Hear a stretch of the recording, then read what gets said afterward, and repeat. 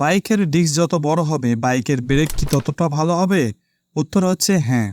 কারণ বাইকের ডিস্ক যত বড় হবে বাইকের হিট ম্যানেজমেন্ট ততটাই ভালো হবে। বাইকে যখন ব্রেক ধরা হয় ডিস্ক এবং ব্রেক প্লেট দুটোই একসাথে গরম হতে থাকে।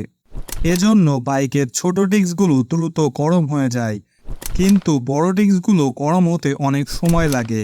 আবার অনেক কম সময়ে বড় ডিস্কগুলো ঠান্ডাও হয়ে যায়। যে সকল বাইকগুলোতে বড় ডিস্ক ব্যবহার করা হয় সেগুলো হাই স্পিডে থাকা সত্ত্বেও হার্ড ব্রেক করলেও বাইকটি কন্ট্রোলটা অনেক ভালোভাবে রাখা যায়। যে সকল বাইকগুলোতে ছোট ডিস্ক ব্যবহার করা হয়েছে হাই স্পিডে বাইক থাকা অবস্থাতে হার্ড ব্রেক করলে বাইকগুলো ক্র্যাশ করার অনেকটাই সম্ভাবনা থাকে। আপনারা লক্ষ্য করলে দেখতে পারবেন হায়ার সিসির বাইকগুলোতে কিন্তু সামনের ব্রেকের যে ডিস্কগুলো থাকে সেই ডিস্কগুলো অনেকটাই বড় ব্যবহার করা হয়। তবে বাংলাদেশে যে সমস্ত বাইক অ্যাভেলেবল আছে সেগুলোর ভিতরেও অনেক বাইক আছে যেগুলোতে বড় বড় ডিস্ক ব্রেক ব্যবহার করা হয়। যেমনটা ব্যবহার করা হয়েছে কেটিএম আরসিতে 320 এর একটি ডিস্ক ব্রেক।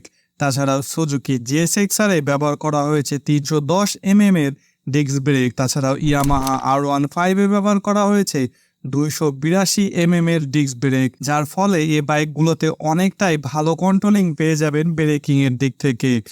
অন্যদিকে সুজুকি জিক্সার মনোটনে পেয়ে যাবেন 266 এর ডিস্ক ব্রেক। ইয়ামাহা V2-তে পেয়ে যাবেন 267 এর ডিস্ক ব্রেক। তাছাড়াও পালসার 150-তে পেয়ে যাবেন 260 এর ডিস্ক ব্রেক। এ বাইকগুলোর ব্রেকিং সিস্টেম ভালো হলেও ততটা ভালো পাবেন না যতটা ভালো কেটিএম আরসি বা R15 বা জিএসএক্সআর এ বাইকগুলোতে। এর মূল কারণই হচ্ছে বাইকগুলোর ডিস্ক। বাইক রিলেটেড এ ধরনের নিত্য নতুন ভিডিও পেতে অবশ্যই আমাদের পেজটিকে ফলো দিয়ে দেবেন। আর যারা ইউটিউব থেকে দেখছেন অবশ্যই আমাদের চ্যানেলটিকে সাবস্ক্রাইব করে পাশে থাকা বেল আইকনটিতে ক্লিক করে দিবেন। তো আজকে এ পর্যন্ত, সবাই ভালো থাকবেন, সুস্থ থাকবেন, খোদা হাফেজ।